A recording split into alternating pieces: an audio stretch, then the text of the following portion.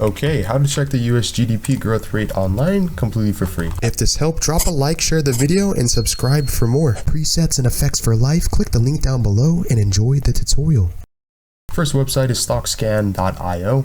As you can see, this is a pretty cool website because the chart ranks from 2 years ago to 5 years ago. You can scroll down and it will basically give you an overview of what this is and what this means, and you have access to the QQQ historical data of the US GDP growth rate from currently all the way dating back until 1973 or Q4.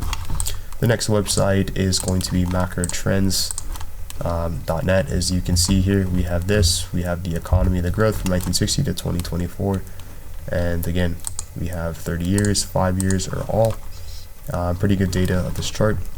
If you scroll down, we have the same exact thing, but in US GDP and the growth rate, or the historical data. We have the actual change, and it even compares this to similar countries or rankings, let's say, completely for free.